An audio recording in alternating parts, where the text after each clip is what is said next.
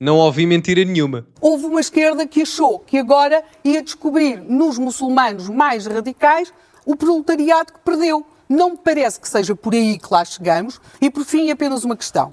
Que o Chega catapultou isto. O Chega, claro que catapultou. Mas porquê é que os outros partidos não apresentaram? Não apresentaram um projeto. Dizem que está escrito com os pés.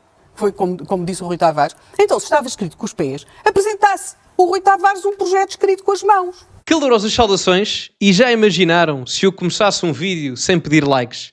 Eu também não. Portanto, metam likes neste vídeo e subscrevam o canal para chegarmos aos 90 mil subscritores e partilhem também nas vossas redes sociais e relembro que tem o código SOUSA10 na Prozis para 10% de desconto no segundo link da descrição. Relembro que 50% das pessoas que vê, 40 ou 50% das pessoas que vê, acho que é 42 ou 41, o que é, ainda não subscreve. O primeiro canal já muita gente subscreve, aqui ainda não, portanto subscrevam. Ora, o que é que se passa? Ainda no tópico da proibição da burca, que foi votada favoravelmente em Portugal, no Parlamento, ainda terá que ser promulgada pelo Presidente da República, mas Helena Matos tem aqui algumas considerações interessantes a fazer. Portanto, sem mais demoras, vamos ouvir. Há um argumento que é apresentado pelo Partido Socialista, pelo Pedro Delgado Alves, e que é, aprovando isto, algumas destas mulheres acabarão por não sair de casa. As mulheres que estão a usar burca. Pelo menos Pedro Delgado Alves reconhece que há mulheres a usarem burca em Portugal e nem sempre é preciso ir ao Odivelas. Vamos ao Algarve, em Alvalade vê-se também, muito menos, mas também se vê. Muitas vezes na zona da Mexicana. Com o rosto todo tapado e usando a máscara que sobrou do Covid a fazer para tapar o rosto. Mas que é, algumas destas mulheres vão ficar em casa. Provavelmente ficarão, algumas destas mulheres, neste tipo de contactos, não sairão tanto. Eu queria só dar aqui uma nota, não é? Ou seja, do ponto de vista legal, democrático, ético, moral, filosófico da civilização ocidental, a pessoa é propriedade dela própria. Ou seja, os direitos naturais de John Locke, para quem quiser investigar, baseiam-se em direitos que são inseparáveis de nós próprios. E eram 5 direitos naturais, fundamentais. No caso, o direito à felicidade, liberdade, e no meio desses 5 direitos havia um que era o direito à propriedade privada, que nós hoje em dia associamos muito à questão do meu computador, do vosso carro, da nossa casa, pronto, enfim, as nossas coisas, os nossos bens materiais que são nossa propriedade privada. Mas filosoficamente a propriedade privada até nasce no âmbito de proteção para com o nosso corpo, porque ela é a extensão física da nossa espiritualidade, se quiserem, não é? Portanto, isso até acaba por ser o primeiro princípio filosófico base da nossa propriedade privada. Ou seja, quando eu ouço os argumentos mais à esquerda no sentido de isso vai fazer com que estas mulheres não saiam de casa, isso indiretamente é estar a legitimar a proibição de uma cultura, eu nem sei descrever, completamente bárbara, que proíbe uma pessoa de sair à rua só porque não tem a cara toda tapada. Até porque há vários países muçulmanos onde a burca não se usa. Portanto, isto tem aqui raiz, efetivamente, de extremismo ideológico, que em muitos casos, e há muitas pessoas muçulmanas que irão dizer que nada tem a ver com a fé que praticam.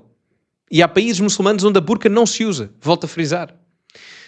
Portanto, acho que fazer, e já houve outros países da Europa onde a burca também foi proibida e não houve problemas absolutamente nenhuns com isso. Eu acho que estar aqui com um grande debate sobre a não proibição da burca, pode haver, obviamente, faz parte da sociedade democrática, mas eu acho que isso é dar legitimidade que não deveriam ter movimentos e regimes extremistas, como é o caso dos talibãs e outros. Mas esses à cabeça. Mas nós temos de perceber que é a única forma e o sinal que temos a dar para que não vejamos isto a passar para as gerações seguintes. Não acho que seja possível, numa democracia, criarem-se exceções que são um paternalismo, e depois temos aqui um problema. Houve uma esquerda que achou que agora ia descobrir nos muçulmanos mais radicais o proletariado que perdeu. Não me parece que seja por aí que lá chegamos. E, por fim, apenas uma questão. Esta ideia de que foi um dos grandes marxistas de que estamos a utilização do islamo-esquerdismo como sabe, tem neste momento uma das grandes questões, seja em França, seja no Reino Unido. Seja. Mas temos aqui só mais uma questão, que é a última ideia peregrina, que é que o Chega catapultou isto. O Chega, claro que catapultou, mas porquê é que os outros partidos não apresentaram? Não apresentaram um projeto, dizem que está escrito com os pés, foi como disse o Rui Tavares. Então, se estava escrito com os pés, apresentasse o Rui Tavares um projeto escrito com as mãos. Agora, aquela ideia de não se fala deste assunto, mas é claro que se tem de falar deste assunto. Perfeito, esta parte final, até já vou à parte anterior, da questão do islamoscradismo, que Helena Matos aqui faz, é um bom nome, mas mais nesta parte do debater o tema. As pessoas podem ter diferentes perspectivas, e eu já bati nesta tecla relativamente às questões de imigração. Isto indiretamente também é uma questão de imigração, porque nós propriamente não temos a utilização da burca na nossa cultura, na nossa religião, aqui em Portugal, que é maioritariamente católica, mas é mais uma questão religiosa ou cultural. A realidade é que isto já aconteceu com o tópico da imigração, em que os partidos, a grande maioria dos mesmos, recusava-se no momento inicial a falar sobre imigração. Felizmente, hoje, praticamente todos eles, eu diria que 90% do Parlamento, já fala de imigração, ora com uma perspectiva de que houve erro no passado, relativamente à desregulação que existiu nos governos de António Costa. Eu diria que 90% da população portuguesa concorda com isso, até as alas mais à esquerda do PS já concordam com isso. Pedro Nuno Santos veio dizer isso, por proveito eleitoral ou não, não faço a menor ideia, mas ele, quando saiu da liderança da secretário-geral do PS, continuou a afirmar a mesma coisa. Portanto, acredito que continua a acreditar que houve problemas na regulação de imigração na altura de António Costa, mas isso fez com que o Chega catapultasse muito. E a questão é que, porquê? Não foi assim, não foi muito difícil. Não foi. Querem que eu vos diga porquê? Porque um pouco à imagem do que acontece aqui nesta questão das burcas, e que a Helena Matos aqui coloca, o Chega foi o primeiro a falar disto e talvez com muita efusividade, e aproveitando-se disso, porque o PSD, a Iniciativa Liberal, o PS, ou seja, os partidos que eventualmente estariam no arco da governação ao centro, não falavam. E o Chega catapultou com isso. As pessoas podem dizer, e legitimamente, mas a proposta não faz sentido, ou as propostas são más. Algumas certamente são. Há muitas propostas que eu já vi do Chega que são péssimas, diga-se de passagem. Outras que são boas, é como tudo na vida, não é? Há coisas boas, há coisas más. Mas a realidade é que muita gente olhou para aquilo e pensou, se calhar não é a melhor proposta, mas é a única que há. E é um pouco o que acontece aqui. Não é? Num contexto diferente agora, porque os partidos à direita do LIVRE já falam e já se preocupam mais com isto da questão da imigração. PS inclusive, mas mesmo assim com alguma reticência grande. Portanto, acaba por ser uma inevitabilidade. Relativamente às questões do islamoscradismo, eu vou dar, enfim, não sei se concordam com isto ou não, também é debatível, até porque eu conheço alguns muçulmanos, ou seja, a fé é a mesma, mas depois tem ramificações diferentes, porque, por exemplo, nós em Portugal havia até uma significativa parte da população em Moçambique que era muçulmana. E, portanto, há muçulmanos filhos do Império Português, digamos assim, que ainda hoje se sentem portugueses, há bastantes, acreditem que existem, mas que têm uma concepção de realidade talvez muito mais próxima daquilo que são os portugueses de Portugal, no caso, os que já cá estão há mais gerações no caso, e não são muito diferentes no modo de vivendo, e mesmo tendo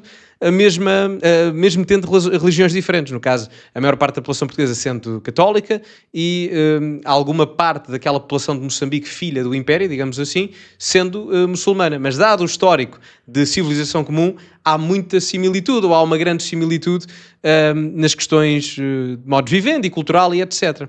A imigração que nós temos agora, alguma dela é muçulmana, não a maior parte, mas alguma dela é muçulmana, mas vem de realidades que não estavam dentro do Império Português. Ou seja, há diferentes coisas aqui. E o que é que eu queria dizer com isto?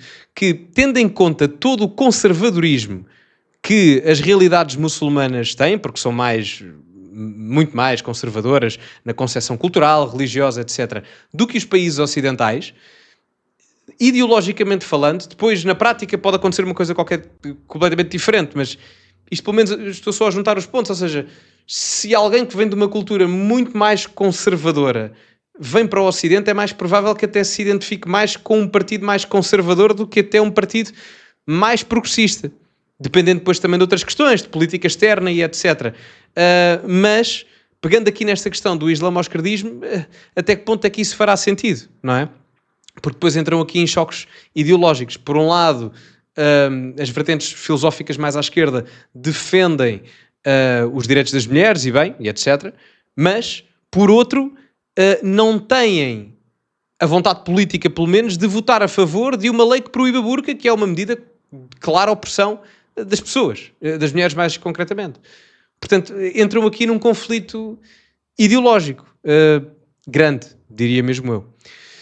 Mas digam-me o que é que acham sobre isto.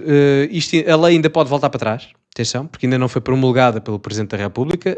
Já ouvi falar em questões de inconstitucionalidade. Não sei, mas eu digo-vos uma coisa, eu não sei até que ponto é que isto seria bom para a própria esquerda, isto ser declarado inconstitucional, porque nos últimos 6 meses já tivemos 2 grandes leis, pelo menos do ponto de vista mediático, a serem chumbadas constitucionalmente. Caso esta seja também, não prevejo o futuro, não é? Porque se previamente o problema eram os tópicos específicos, seja a imigração, seja agora a questão cultural da burca, ou religiosa, ou seja o que for, depois a questão não passa a ser só isso, passa a ser também a Constituição e a respectiva revisão constitucional. Ou seja, depois para a esquerda até acaba por nem ser bom, na minha ótica, obviamente, porque o debate muda. Já não é apenas os tópicos em específico, seja a imigração, seja a questão cultural, passa a ser a Constituição inteira através da revisão constitucional, que foi um tópico muito falado no pós-eleição, em maio, tendo em conta que o espaço ideológico à direita do PS já tem maioria parlamentar suficiente para fazer isso. Eu não me admirava que nos próximos tempos passássemos a ver mais esse debate, caso esta lei seja declarada inconstitucional ou vetada, chumbada pelo Presidente da República. Estou só a colocar hipóteses, não sei o que é que vai acontecer. Nem me quero estar aqui a dizer se Marcelo vai chumbar ou se vai passar. Não faço ideia, portanto não me vou meter por esses caminhos. Mas enfim, digam-me a vossa opinião nos comentários, metam like no vídeo, subscrevam o canal, partilhem também nas vossas redes sociais. Relembro que têm o código Sousa10 na Prozis para 10% de desconto no segundo link da descrição, ou quando fizerem compras no site. Ficamos por aqui e, como é habitual, acima de tudo, cultivem-se e até à próxima.